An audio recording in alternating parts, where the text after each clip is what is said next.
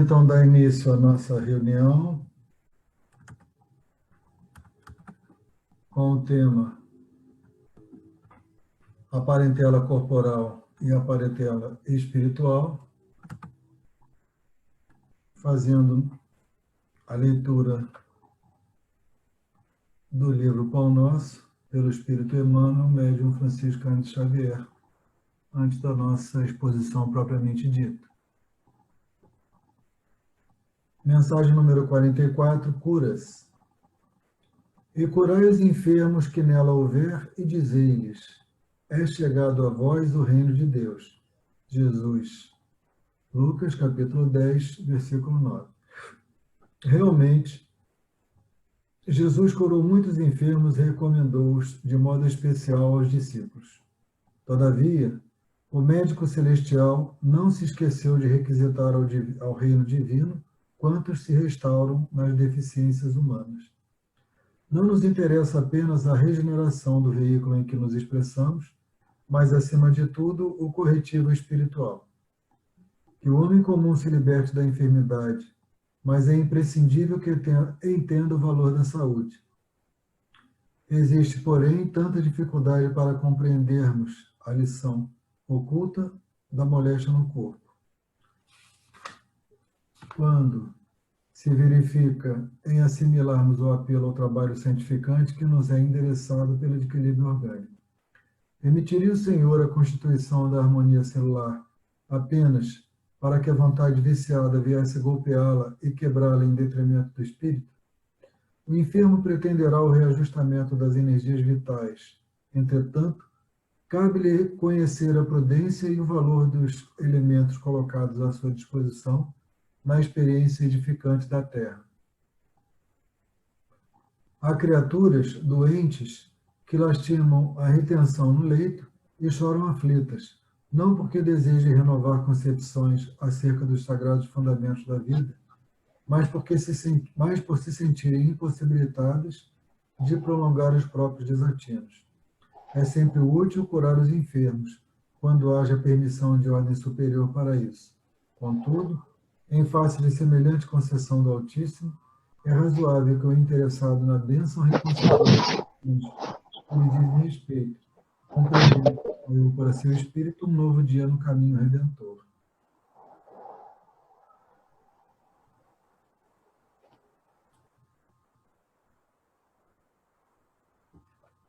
Vamos então solicitar a todos que coloquem os seus computadores no mudo e dar início então à nossa prece.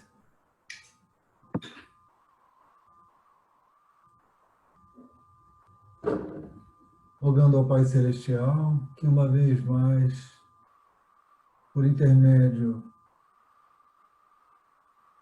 dos espíritos amigos, seus prepostos, esteja conosco, nos intuindo para o bem, nos dando forças e encorajamento para os embates necessários da vida, nos dilatando a capacidade de compreensão, para que, a par das experiências, possamos também utilizar o nosso intelecto para bem compreender as lições e assim progredir, Senhor, de uma forma mais rápida e segura. Vamos então pedir que também faça com que nossas palavras possam ser de fácil entendimento para todos, para o bom aproveitamento das lições do dia.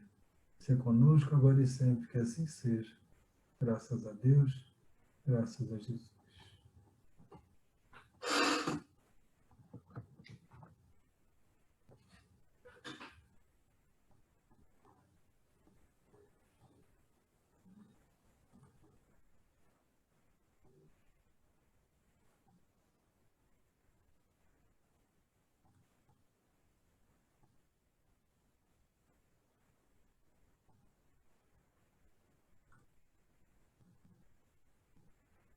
Vou só passar aqui o rosto para a Júlia Lúcia. Não sei por que não estou conseguindo.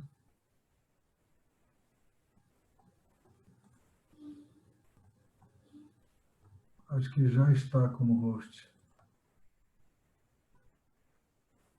Não, é outra pessoa, não tem problema. Vamos dar início.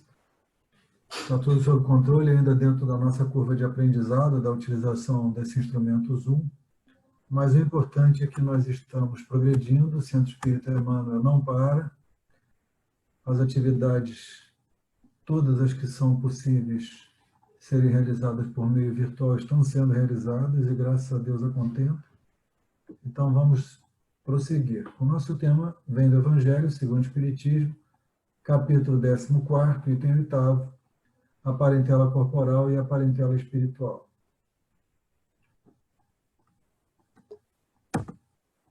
Vamos começar falando sobre aquela passagem de Jesus: quem é minha mãe e quem são os meus irmãos? Entretanto, tendo vindo sua mãe e seus irmãos, e conservando-se do lado de fora, mandaram chamá-lo. Ora, o povo se assentaram em torno dele e lhe disseram: tua mãe e teus irmãos estão lá fora e te chamam. Ele lhes respondeu: quem é minha mãe e quem são meus irmãos? E, perpassando o olhar pelos que estavam sentados ao seu redor, disse: eis aqui minha mãe e meus irmãos, pois todo aquele que faz a vontade de Deus, esse é meu irmão, minha irmã e minha mãe. Isso está em Marcos 3, 20, 21, de 31 a 35, e Mateus 12, 46 a 50. Nessa passagem, Jesus quis tornar bastante compreensível que existem duas espécies de família, dizendo a seus discípulos: aqui estão minha mãe e meus irmãos, isso é, minha família pelos laços do Espírito, pois todo aquele que faz a vontade de meu Pai, que está nos céus, é meu irmão, minha irmã e minha mãe. É preciso que nós tenhamos esse entendimento dessa passagem, porque seria muito estranho pensarmos, imaginarmos que Jesus estaria renegando a sua própria mãe. E nós temos toda a notícia de que, muito pelo contrário, Jesus se dava muito bem que sua mãe não fosse Jesus, o próprio ser iluminado e desenvolvido que era. Então, é preciso compreender, né, o verdadeiro sentido dessas palavras de Jesus. Então, queria Jesus marcar que há duas espécies de famílias: as famílias pelos laços espirituais e as famílias pelos laços corporais. Então, as famílias pelos laços espirituais são as chamadas famílias duráveis, né? Elas se fortalecem pela purificação e se perpetuam no mundo dos espíritos, através das várias migrações da alma, através das várias reencarnações. As outras, as famílias carnais, né, as famílias materiais, essas são frágeis como a matéria, elas se extinguem com o tempo e muitas vezes se dissolvem moralmente, já na existência atual. Isso está lá em O Evangelho segundo o Espiritismo, capítulo 14º, item 8 e 9. Então, os laços do sangue não criam forçosamente os liames entre os espíritos. Os laços do sangue, eles criam laços através da convivência, através das experiências em conjunto, mas é preciso lembrar que o corpo procede do corpo, mas o espírito não procede do espírito, porquanto o espírito já existia antes da formação do corpo. Então, não são os pais que criam os espíritos de seu filho.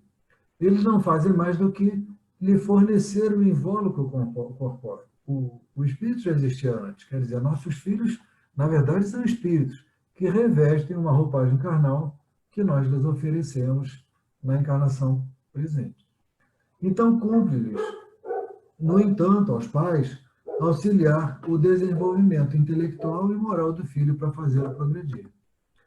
Os que encarnam numa família, sobretudo como parentes próximos, são, as mais das vezes, espíritos simpáticos, ligados por anteriores relações, que se expressam por uma afeição recíproca na vida terrena. Mas também pode acontecer, sejam completamente estranhos uns dos outros esses espíritos, afastados entre si por antipatias que muitas vezes são anteriores, né? E que se traduzem na Terra por um mútuo antagonismo que aí lhes serve de provação. Então, não são os da consanguinidade verdadeiros laços de família. e sim os da simpatia e da comunhão de ideias, os quais prendem os espíritos antes, durante e depois das suas encarnações. Segue-se daí que dois seres nascidos de pais diferentes podem ser mais irmãos pelo espírito do que se o fossem pelo sangue. E é comum nós encontrarmos algum estranhamento entre irmãos na mesma família, entre seres da mesma família. Podem então atrair-se, buscar-se, sentir prazer quando juntos, ao passo que dois irmãos consanguíneos podem repelir-se. Problema moral que só o Espiritismo podia resolver pela pluralidade das existências. Isso está lá no capítulo 4, número 13. Então, as famílias, elas podem ser de duas espécies. Vamos aqui separar para a gente poder compreender bem essa ideia. As famílias podem ser pelos laços corporais, laços de sangue ou outros laços frágeis como a matéria, e elas se extinguem com o tempo. Então, quais são as possibilidades das famílias pelos laços corporais? Podem ser espíritos estranhos que se reúnem, podem haver simpatias anteriores, mas podem haver antipatias anteriores também. Essas são as famílias dos laços corporais. Já a família pelos laços espirituais, a coisa é muito diferente, né? Aí a simpatia e a comunhão das ideias, ao fortalecimento pela purificação, e esses laços se perpetuam. São os laços de afinidade. E qual é a duração dessas famílias? Elas têm uma duração de antes, de durante e de depois das encarnações. Já havia simpatia antes, há simpatia durante e haverá simpatia depois das encarnações. Claro, pelas famílias materiais, nós podemos também criar e fortalecer novos laços, criar novos laços de simpatia e fortalecer laços já existentes de simpatia. Então, é ponto pacífico em todas as religiões que a família é uma das mais importantes associações existentes na Terra, se não a mais importante. Emmanuel, ele nos diz o seguinte: temos no Instituto Doméstico uma organização de origem divina, em cujo seio encontramos instrumentos necessários ao nosso próprio aprimoramento para a edificação do mundo maior. Com a doutrina espírita, que nos traz em seus pilares a lógica absoluta da reencarnação, o conceito da família se expande, porque vai muito além dos laços consanguíneos. Então, o entendimento das dificuldades existentes dentro do lar ganha uma explicação clara e lúcida. Nós passamos a entender por que nos afinizamos mais com um do que com o outro. Compreendemos porque um amigo muitas vezes é aquele irmão que tanto gostaríamos de ter. Algumas vezes nós sentimos mais afinidade com um amigo que não faz parte dos nossos laços de sangue do que com alguém com quem temos laços de família terrena.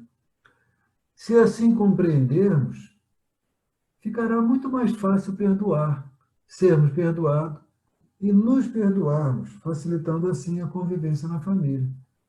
Temos na reencarnação, então, a grande diferença do Espiritismo para a maioria das religiões. Uma diferença que explica e consola. Por que eu não consigo sentir tanta afinidade com esse meu irmão de sangue, com aquele meu pai, com aquela minha mãe, com aquele meu filho, com aquela minha filha? Por que eu não consigo sentir tanta afinidade? O Espiritismo explica isso. Na verdade, o conceito da reencarnação explica isso. Estamos reunidos num laço de família terrena por questões de necessidade, enfim, de reaproximação, de reparação e algumas vezes até para reforçar esses laços familiares. No livro SOS Família, da Joana de Ângeles e outros espíritos, pela pena do Divaldo Franco, diz assim: o Espiritismo apresenta a família como o instituto abençoado, em que as criaturas humanas se reencontram com um programa de provas e expiações, com vistas ao futuro. Eu me lembro certa vez, meus filhos já adultos, eu um pouco chateado com uma discussão que eu tinha tido com um dos filhos, por conta de eu acreditar que o caminho que ele estava seguindo naquela escolha, daquele momento, não era o melhor. E conversando com um primo, que também é espírita, que tem uma boa lucidez em relação a essas questões, ele me fala: Eduardo, os filhos têm os caminhos deles, nós precisamos respeitá-los. E aquilo me fez perceber que algumas vezes, né, nós orientamos, nós damos todo o apoio que eles precisam, mas as experiências são deles. Eles precisam trilhar os caminhos deles. Então foi uma lição preciosa para mim. O Emmanuel, no livro Pensamento e Vida, ele diz: a família constitui o centro de nossos reflexos, agradáveis ou desagradáveis. Cada criatura está ajustada ao raio de ação que é capaz de desenvolver. Então, família é reunião de almas em processo de evolução, reajuste e aperfeiçoamento. Isso está lá no livro Os Domínios da Mediunidade, de André Luiz. E é um laboratório de experiências reparadoras. Quando a gente entende que a família é um laboratório de experiências, na verdade, nós também fazemos parte dessa experiência, né? Não adianta a gente imaginar que sou eu aqui e eles lá. Não. Eu também sou um elemento ali dessas experiências reparadoras. Eu também estou em processo de reparação. Então, lá ainda mencionando o livro SOS Família, Joana diz que a família é a escola de aprendizagem e redenção. É preciso a gente ter essa perspectiva. Quando eu começar a olhar para os meus familiares dessa forma, estamos todos fazendo parte de um laboratório de experiências reparadoras, eu passo a compreender e, quem sabe, aceitar melhor as situações, né? Lá no livro Na Era dos Espíritos, Chico Xavier e Herculano Pires, o irmão Saulo nos diz o seguinte: as famílias são aglomerados de espíritos afins que estabelecem, nas encarnações sucessivas, a linha da hereditariedade biológica. E ainda no SOS Família, atados por compromissos anteriores, retornam ao lar não somente aqueles seres a quem se ama, senão aqueles outros a quem se deve ou que estão com dívidas. Nós podemos ser aqueles que devemos, né? Então é isso, a família é isso. O Kardec, ele já nos diz assim: no espaço, os espíritos formam grupos ou famílias entrelaçadas pela afeição, pela simpatia e pela semelhança das inclinações. Então, olha que interessante, quando desencarnarmos, quando não estivermos mais com os laços da matéria, como é que nós nos reuniremos? Será por afinidade de pensamentos, será pelos laços de simpatia. Então, o que é a família terrena? Na Era dos Espíritos, o livro de Chico Xavier e Herculano Pires, o irmão Saulo fala: a família terrena permite o reajuste através da reencarnação, dissolvendo as mágoas e liquidando as contas. Mas como melindrosos ainda somos, né? Como ainda nos apegamos a essas mágoas, que muitas vezes nem são atuais, são cordinhas que vibram de mágoas passadas e que nós ainda deixamos vibrar no íntimo do nosso ser. Mas precisamos aprender a nos livrar desses melindres, dessas mágoas, como diz o irmão Saulo, liquidando as contas. Lá no SOS Família, a Joana fala: a família é a escola de aprendizagem e redenção futura. No livro Pensamento e Vida, Emmanuel nos ensina: a família consanguínea entre os homens pode ser apreciada como centro essencial de nossos reflexos, reflexos agradáveis ou desagradáveis, que o pretérito nos devolve. É preciso refletir sobre isso. O passado, ele vai nos devolver essas experiências tantas vezes quantas forem necessárias para o nosso aprendizado, para a nossa redenção. Então, se eu continuar com esses melindres, com essa insistência em não aprender lição, eu vou precisar repetir a experiência. Eu vou repetir a experiência tantas vezes quantas forem necessárias. Então, porque sempre temos em nossas famílias pessoas que nem sempre amamos como deveríamos, é a questão que se coloca. E temos amigos que gostaríamos que fossem parte de nossas famílias, então, estão vendo como é preciso falar de espíritos para entendermos essas questões? Como é preciso compreender a ideia da reencarnação para entender essas coisas? Quem é o amigo que amamos mais que o familiar? senão um espírito que já conquistamos no passado pelos laços de amor. Existem pessoas que a relação flui fácil, né? Que a amizade flui de uma forma assim impressionante, fácil, gostosa. Quem são essas pessoas, se não conquistas do passado? Emmanuel nos traz que o lar é o cadinho purificador.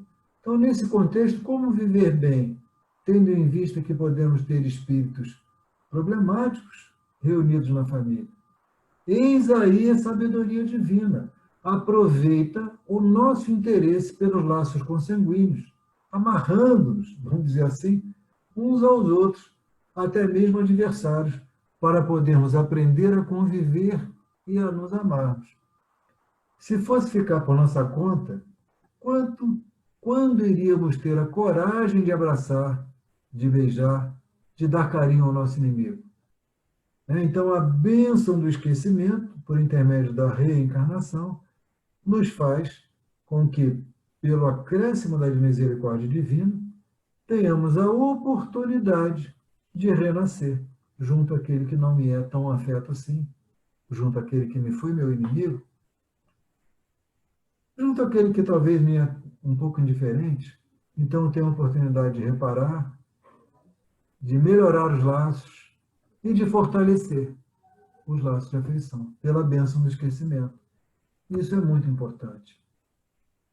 Então, Deus permite que os menos adiantados encarnem entre os mais adiantados, a bem do seu progresso. Olha que interessante. Alguns mais, outros com um passinho mais atrás, reúnem-se em família. E aí avança um pouco mais. Isso é dito por Agostinho, lá no Evangelho segundo o Espiritismo.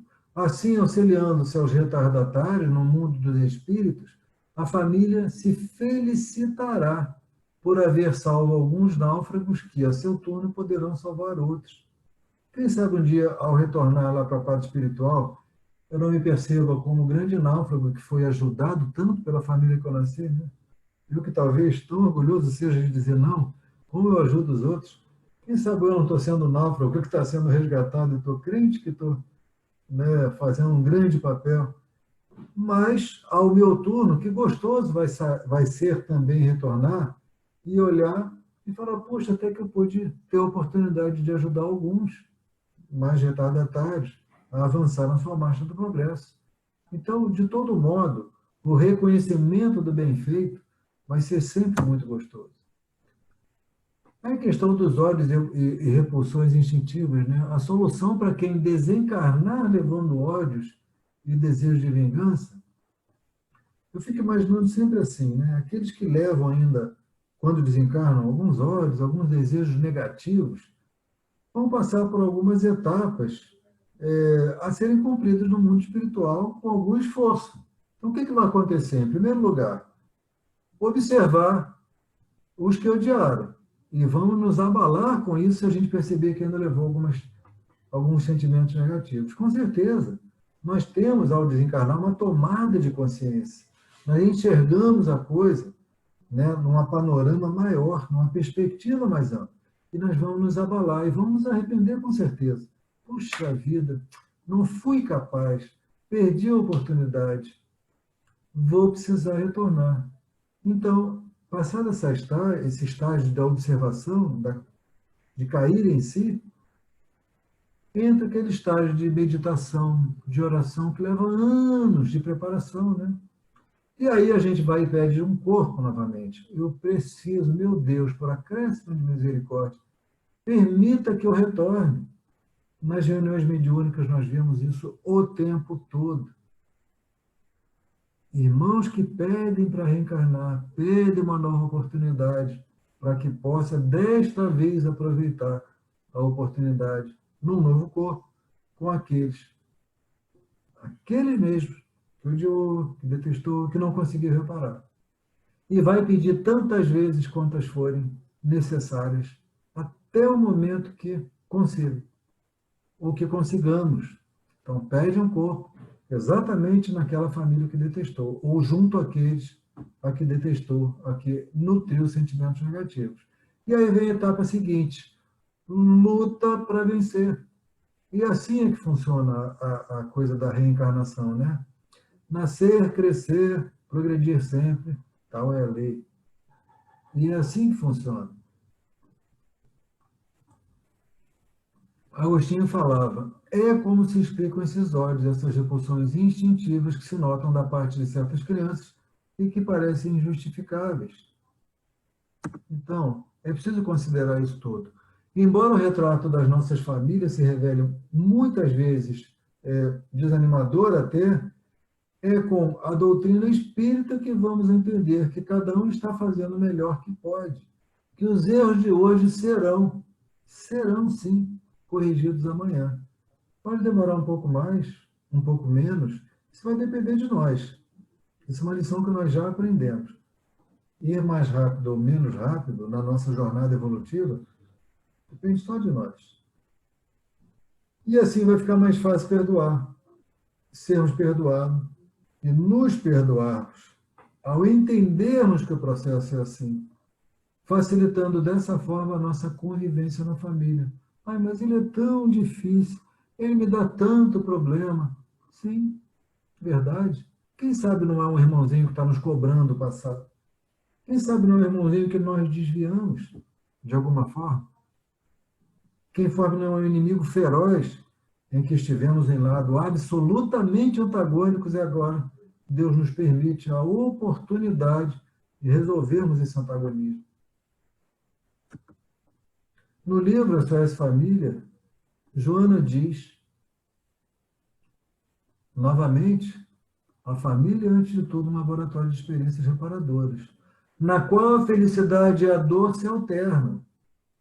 Por isso eu quis repetir essa frase, para enfatizar agora. Na qual a felicidade e a dor se alternam, programando a paz futura. A paz futura é o que se espera, e é o que alcançaremos, na medida que nós compreendemos bem essa lição. Livro dos Espíritos, questão 774. A função primordial da família é a colaboração com Deus, para aprendermos a nos amarmos como irmãos. Hermínio Miranda, no livro Candeias da Noite Escura, diz que a família é, pois, um grupo que caminha, oferecendo mútuo amparo, revezando-se aqui na terra e no além, uns na carne, outros em espírito. E é verdade. Quantos de nós, nesse nosso grupo familiar, né, já não desencarnaram e estão agora do lado de lá?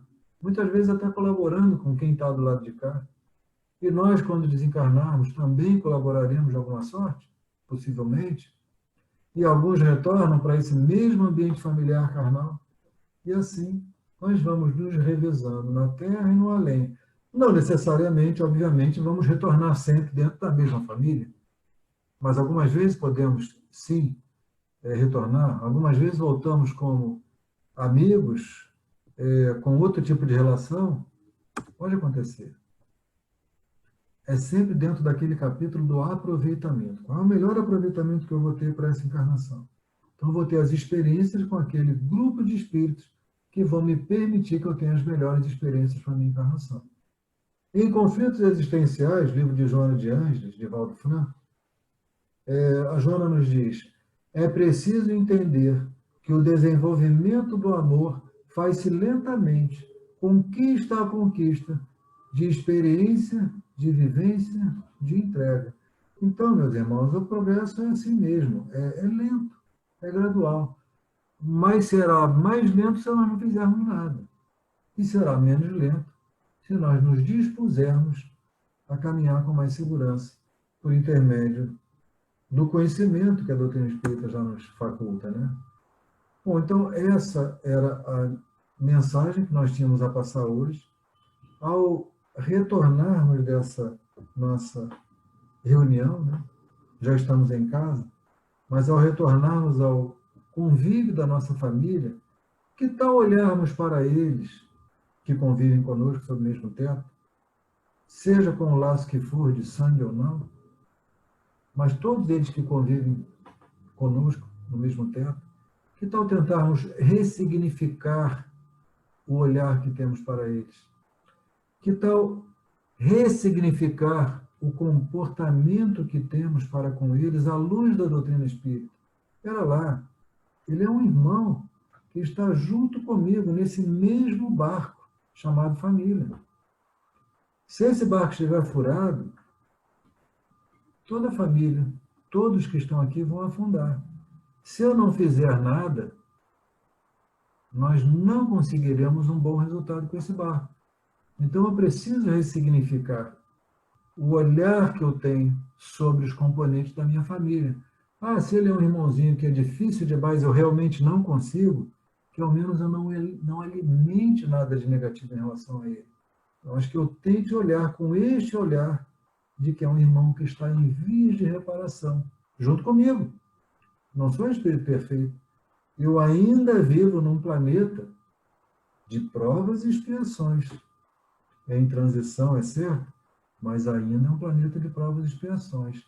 Se eu vivo num planeta assim, eu ainda sou um espírito compatível com esse nível evolutivo. Então eu ainda me encontro em fase de regeneração, de reparação e de expiações. Eu ainda me encontro no capítulo das expiações. E algumas vezes essa expiação coletiva, nesse agrupamento que nós denominamos família. Então é preciso ressignificar a forma como nós enxergamos esses irmãos que privam do nosso ambiente doméstico, olhando para eles como espíritos que são, como irmãos que são, como filhos de Deus que são tão equivocados algumas vezes como nós mesmos somos, mas que estão na marcha evolutiva da mesma forma que nós também estamos. E um dia todos nós, iremos aprender a nos amarmos profundamente, amplamente, sem nenhum senão, que é o que o nosso Mestre Jesus tenta nos ensinar há mais de 2000 anos. Amar a Deus sobre todas as coisas e ao próximo como a si mesmo. Meus irmãos, muito obrigado. Que a paz de Deus permaneça conosco. Vamos então fazer a nossa prece de encerramento. Rogando então ao nosso Pai Celestial, uma vez mais, que nos faça compreender a lição, que nos faça compreender que aqui estamos em instância de aprendizado, de reparação, de fortalecimento de laços, e que o Instituto da Família é a célula principal onde nos reunimos para darmos consequência a esse plano divino, que é o de aprendermos a nos amarmos com a profundidade que se espera da criação. E é por isso, Senhor, que pedimos as suas bênçãos, que pedimos que nos encoraje, que abençoe aquele irmãozinho que ainda nos causa dificuldades, pois que não compreende na profundidade a lição, mas que nós também, Senhor, de nossa parte, possamos compreender aquilo que nos é importante compreender, que possamos aplicar a lição de amor que Jesus tem nos ensinado já há algum tempo, reforçada pelos espíritos amigos, que vem buscando, através da história da humanidade, reforçar esse cântico de amor que é preciso internalizarmos em nossa alma. Nos lembramos neste momento de Francisco de Assis, e é a ele que pedimos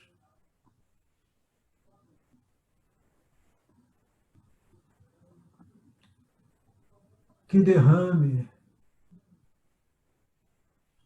as suas pétalas de amor sobre a humanidade, em bálsamos divinos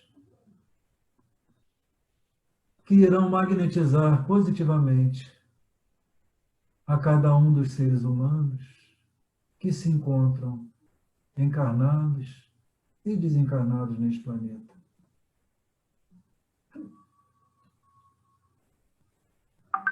Irmão Francisco, Irmã Clara, que a paz que vocês nos ensinaram seja conosco. Graças a Deus, graças a Jesus.